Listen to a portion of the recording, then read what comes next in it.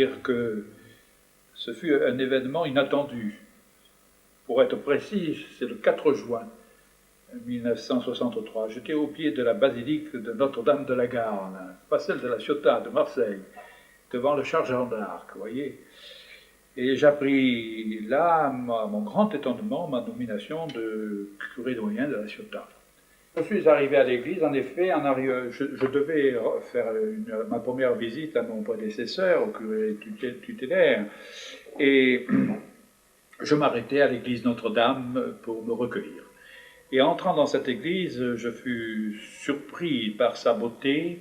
Je fus très étonné de me trouver en face d'un musée. On avait apporté au cours des siècles des autels, des tableaux. L'administration elle-même voulait que l'on garde des tableaux qui n'avaient plus aucun sens pour les générations présentes, qui avaient peut-être une qualité au point de vue documentation, mais qui n'avaient aucune portée ni intellectuelle ni spirituelle pour le monde d'aujourd'hui. Je vais d'abord vous dire que durant 7 ans, je n'ai jamais pensé à rénover l'église Notre-Dame. Ce qui s'est passé, c'est qu'un jour, j'étais en très bon terme avec le maire de l'époque, M. Jean Graille. Il me dit, monsieur le doyen, j'ai une nouvelle qui vous fera peut-être pas plaisir, c'est que je viens vous voir parce qu'il faut fermer l'église Notre-Dame. La toiture est pourrie en certains endroits, elle risque de craquer, de tomber sur des coupoles et de provoquer des accidents très graves. De ce fait, nous n'avons pas d'autre choix. Je vous invite à venir vous-même, vous constater l'état de la charpente. Les travaux confortatifs ont duré 13 mois, c'est-à-dire les travaux effectués par la municipalité avec l'aide du Conseil général des Bouches-du-Rhône. Exactement du 15 septembre 1971 au 24 octobre 1972. Je me suis trouvé devant cette église, devant un choix, et un choix difficile. Fallait-il continuer, se cantonner à encostiquer les chaises et rétablir dans son intégralité ce fameux musée que j'avais connu lors de ma première visite, ou revenir à l'esthétique des lignes d'antan, remettre en valeur ce qui est beau.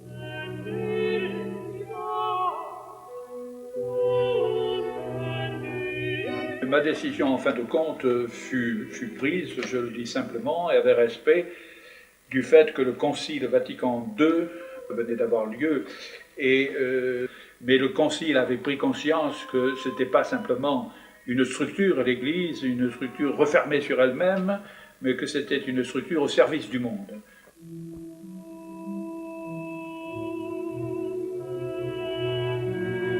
Voici que je me trouve à un moment donné, était aussi acculé à des choses inattendues.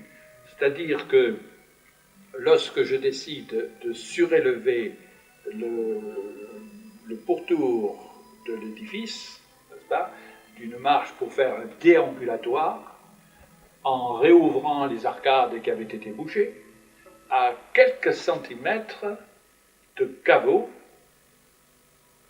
dans l'église. C'est à partir de la découverte de ces caveaux que je me suis dit, il faut surélever, et en surélevant, j'ai découvert l'idée de ce déambulatoire qui donne du mouvement tout autour de l'église. Et ça, c'est un travail qui a été fait par M. Pierre Trottebat, qui est décédé et à qui je dois beaucoup.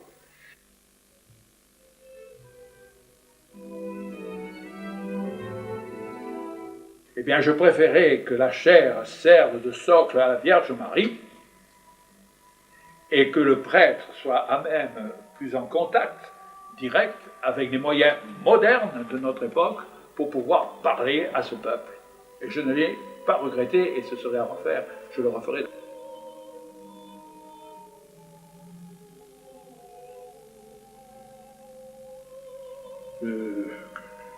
Curé doyen de la Ciotat, je souhaitais que la chair de la Ciotat s'exprime. Que les ciotadins puissent se dire à travers cette œuvre. Il y a eu les peintres Roux et d'autres, il y a eu qui m'ont frappé, et puis il y a eu aussi, bien entendu, Gantom qui m'avait attiré.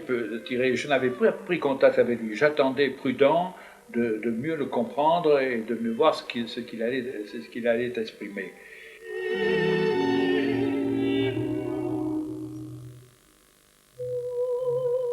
Je n'ai pas hésité, je me suis lancé dans cette aventure, et c'est ainsi qu'un jour, je me suis trouvé, lors d'une exposition de Gilbert Gantom, devant un tableau, très modeste d'ailleurs, qui représentait des combats de soldats romains, je crois. Je lui ai dit, je voudrais savoir si vous acceptez de faire un tableau de 27 mètres carrés.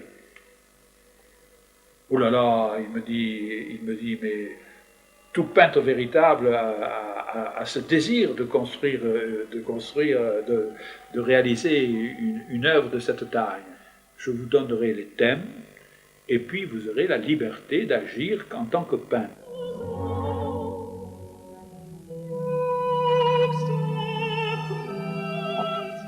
Bon, et je lui ai lâché cette phrase en lui disant, oh, je lui ai dit, monsieur Gantom, si vous voulez mettre du nu, mettez du nu. J'avoue que la phrase était peut-être dangereuse, elle ne le fut pas. Tu vas choquer des gens, tu risques d'en faire mal. J'en avais conscience. Mais d'autre part, il y avait aussi une vérité dont je vivais, qui me faisait, si tu n'as pas le courage de faire ça, tu n'es pas digne du poste que tu occupes. Voilà, n'est-ce pas? J'ai dit, je souhaite qu'il y ait une bande dessinée qui exprime la vie de Jésus.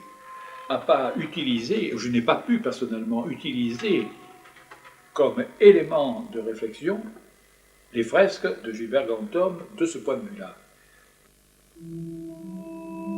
Moi, je souhaitais, après qu'une fresque de cette dimension, pleine d'images, puisqu'il y avait parfois jusqu'à 17 images sur ces fresques, n'est-ce pas? Qu'est-ce qui peut intéresser l'enfant? Se mettre en piste devant les fresques de Gilbert Gantom pour dire à l'enfant, tu vois, toi, tu es chargé de l'image numéro 7, toi de l'image numéro 4, toi de l'image numéro 12, toi de l'image numéro 17, et puis tu vas la chercher sur le tableau, et puis ensuite tu chercheras sur le petit fascicule, n'est-ce pas, à quoi elle correspond. Et l'enfant lisait son évangile. La troisième fresque était aussi l'universalité. L'Église était européenne, et que maintenant elle était devenue depuis un certain temps universelle, d'où ces diverses couleurs de race.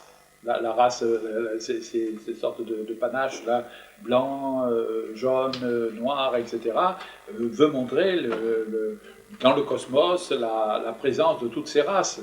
Nous étions antiracistes dans cette expression. Faut-il encore l'expliquer, tout ça?